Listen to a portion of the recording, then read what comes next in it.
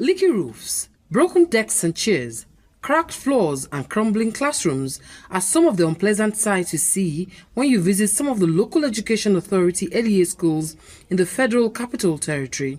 This dire situation hinders quality education for pupils who are often forced to learn in unsafe and unhygienic conditions, sometimes even sitting on bare floors due to lack of desks and chairs. The dilapidated infrastructure in these schools will keep you wondering if they have adequate funding and who is responsible for maintaining the schools.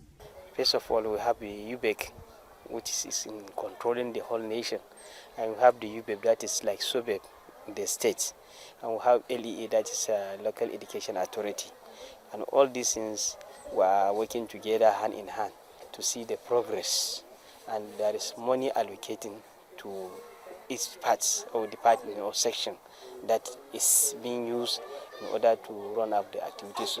At the LEA 2 primary school Nyanya, where the curriculum has been extended due to the time lost at the beginning of the session, there were few desks and chairs, and in other classes, none at all for the pupils to study with. Even a pupil with special needs was left unattended to in a dilapidated classroom. It begs the question, how will the pupils learn in such deplorable conditions? Having children learning on the floor or being squeezed, it hinders their learning capability. But with these chairs that they have given unto us today, the children will sit comfortably to write and to learn. Some organizations have stepped in to provide some of the basic infrastructure needed by the school. Here, the Nigerian Academy of Education (NEA) donated 56 chairs and desks to the school to make up for the broken ones. But more still needs to be done to make the classrooms conducive enough for learning. Qualitative learning will not take place in such an environment. And what we did today is to provide some desks to accommodate some of them. It's quite a large school, but they lack a lot. The nation belongs to all of us. The children are ours. The government mustn't do everything.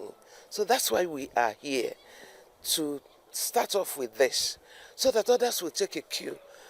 We want to see what we can do to remedy what the children have lost. The school will be in session up to the end of August, and then we'll go for recess for a week, and then we'll come back in September when others will be resuming for us to begin the next academic session.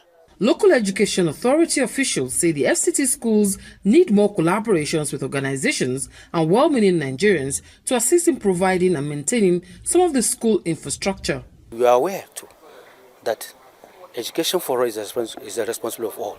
So we need genuine partners to come and assist us in providing writing materials for this purpose. The government has built up schools for us, then giving us teachers, but they have no single impress. More attention needs to be given urgently to these schools, and the appropriate authorities responsible for the funding and maintenance of these LEA schools need to sit up and do the needful so that children can have access to quality education in safe and hygienic environments.